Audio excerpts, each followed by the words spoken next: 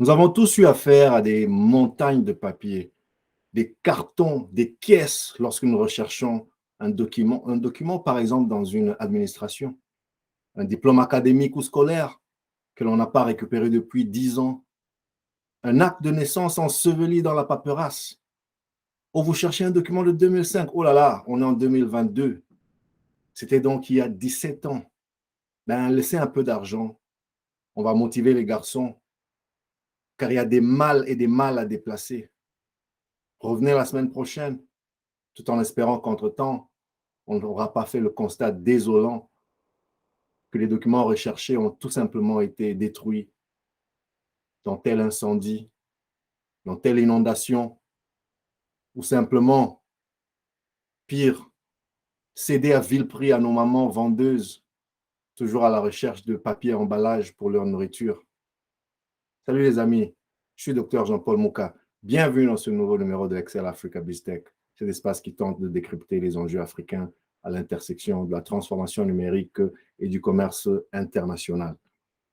Nous sommes toujours en ce début du mois d'avril 2022 et un peu plus tôt, nous avons fait une vidéo qui était notre numéro 22 où nous avons partagé sur le Togo et le recensement digital de la diaspora. Il nous restait donc un sujet à évacuer par rapport à notre matière de mars avant d'attaquer et nous n'avons aucun doute qu'avril sera hyper chargé. Donc, ce numéro 23, chers amis, il nous amène au Bénin qui vient d'adopter une politique nationale d'archivage.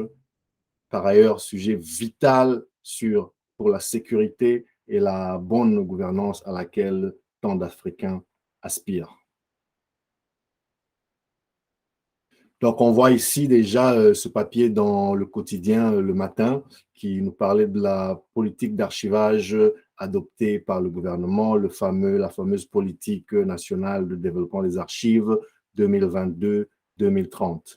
Et donc, on nous relate ici, en fait, ça c'est le Conseil des ministres. Lorsque j'ai regardé cette image pour la première fois, je pensais que c'était peut-être juste une réunion entre le ministre ayant le numérique ou l'archivage digital dans ses prérogatives, avec son équipe restreinte et ses cabinets et son cabinet et ses conseillers principaux. Mais quand j'ai bien lu, je me suis rendu compte que non, c'est en fait tout le cabinet, c'est en fait tout le gouvernement, c'est le conseil des ministres. Et j'ai compté, il y a, je pense, 24 personnes. Je me suis dit, waouh, j'en connais des pays où, pour faire un conseil de ministres, normalement, s'il n'y a pas d'absentéisme, si tout le monde se présente, en principe, c'est plutôt un stade qu'il faut réquisitionner. Mais bon, bref, passons. Ce n'est pas de cela qu'il s'agira aujourd'hui. Et donc, ce compte rendu du Conseil des ministres du 9 mars, il parlait ici de l'adoption de la politique nationale de développement des archives 2022-2030. Le diagnostic du secteur des archives fait observer une situation très préoccupante caractérisée entre autres par l'inexistence d'un cadre stratégique cohérent et d'un système efficace d'archives au Bénin. Et donc, le papier continue en nous expliquant que les défis, les enjeux mis en relief par l'analyse du secteur indiquent que toute la chaîne archivistique doit être revitalisée en faisant de l'intégration du numérique un instrument majeur de développement et de gouvernance des archives à tous les niveaux.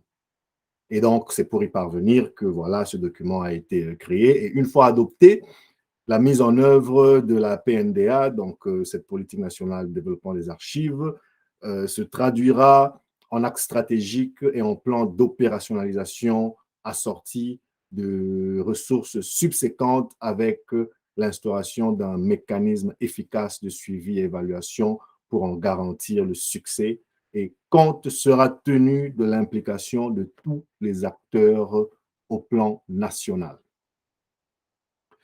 Et donc, fidèle à l'aspect plus ou moins, bon, d'abord là-bas, vous voyez aussi, il y a CIO Mag qui ne dit pas autre chose aussi, qui revient sur Benin vers la numérisation des archives. Et ici, on insiste plutôt sur l'aspect bonne gouvernance. Donc, la numérisation est un levier de bonne gouvernance.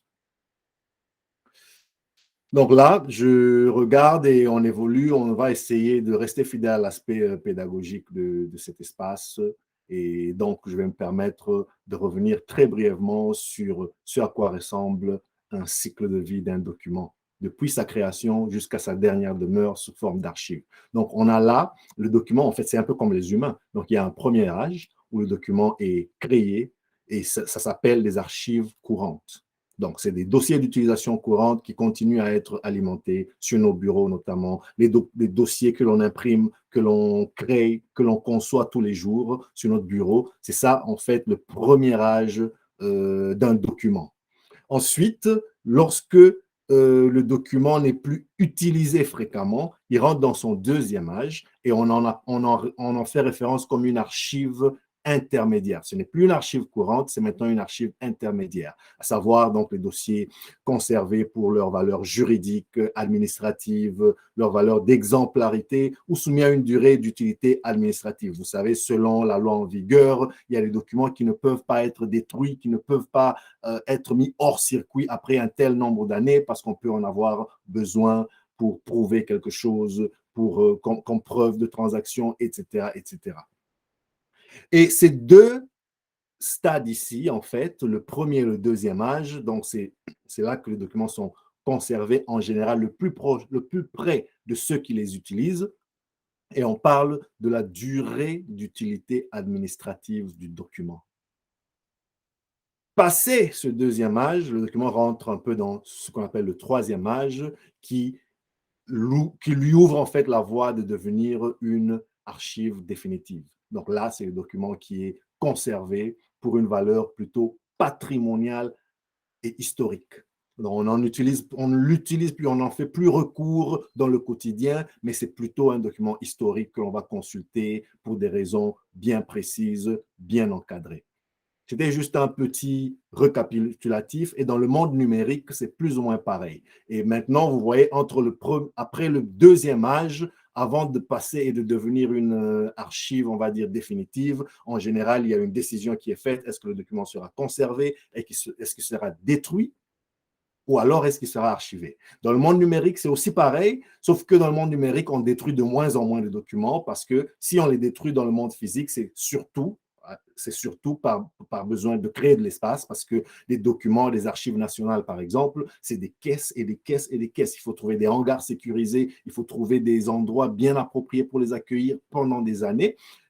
Et donc, c'est un peu compliqué. Alors que dans le numérique, ben, le tout tient sur une clé, sur un disque dur qui sera hébergé ou qui sera enfermé quelque part dans un coffre-fort.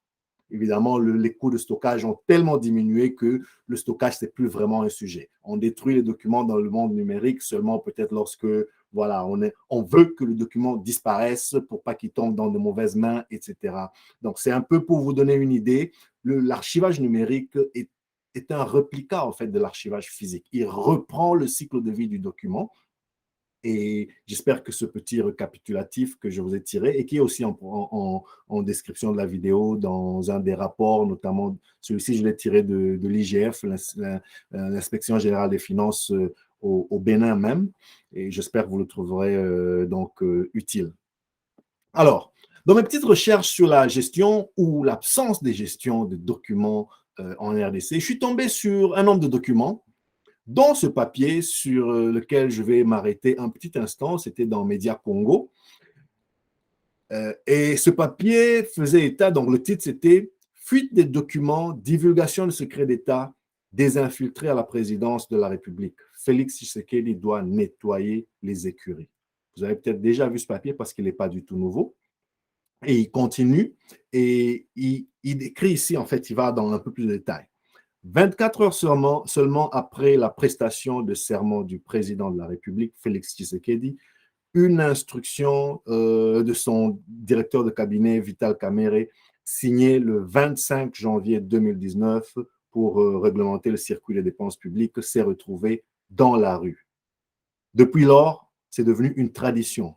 La présidence de la République est devenue poreuse et les secrets d'État filtrent de partout. Le chef de l'État serait-il mal entouré? Point d'interrogation. Nombre d'analystes s'en doutent et recommandent à Fachi de nettoyer ses écuries. Alors, Ça, c'est un papier qui continue et qui nous relate d'autres épisodes ou des documents considérés comme documents d'État, documents en tout cas qui ne devraient pas tomber dans les mains de n'importe qui, se sont retrouvés sur la place publique, dans la rue, à peine quelques heures, quelques minutes après avoir été créés. Tout ça, c'est en partie parce que, évidemment, il n'y a aucun traçage de la chaîne du document, de quand il a été créé, de qui l'a obtenu, qui l'a imprimé, qui l'a modifié, qui l'a signé électroniquement ou pas. Donc, il n'y a aucun mécanisme de traçage et donc, évidemment, si l'environnement est infiltré, bah, on ne peut pas s'étonner que des choses pareilles arrivent. D'accord. Et voilà, donc le papier ici, je vous le recommande, je vous l'ai mis en description. Il est assez riche en termes de détails et ça pourrait vous édifier. Et je suis aussi tombé sur ce blog d'un archiviste congolais qui analysait le papier que nous venons de regarder et qui était titré Archives en RDC, qui les gère réellement? Alors, il s'en va nous dire, en parcourant l'ensemble d'institutions publiques et privées en République démocratique du Congo, il est difficile de trouver des archivistes scientifiques et formés pour des dossiers d'État. Cette négligence a déséquilibré depuis des décennies la République et les secrets d'État qui n'existent plus. La question que l'on se pose est celle de savoir si la RDC va bénéficier du soutien des États-Unis d'Amérique pour les archives au cas où les archivistes scientifiques ne sont pas associés, comme l'a confirmé dernièrement l'ambassadeur de ce pays, Mike Hammer, lors d'une formation organisée par la Voice of America. Donc, en fait, on est en train de parler de recourir aux experts étrangers pour même avoir des documents historiques sur l'histoire de notre propre pays, parce que ceux que nous avons conservés, soit ils ont été mal conservés, soit ils n'existent pas, etc. Et ici, le compatriote, l'expert archiviste dont je vous ai attaché le blog, il est aussi en description, il termine par une interrogation et il dit, voilà, concernant ce papier-là que nous venons de voir de Média Congo, il s'interroge comme suit, il dit, la question que le potentiel n'a peut-être pas posée était celle de savoir si au niveau de la présidence de la République, il y a vraiment un archiviste scientifique formé pour définir la politique de la gestion des documents classés secrets de la République. Bon, moi, je ne saurais pas répondre à cette question. J'imagine, de toute évidence, non. Ou alors, ceux qui sont là ne font pas du bon travail.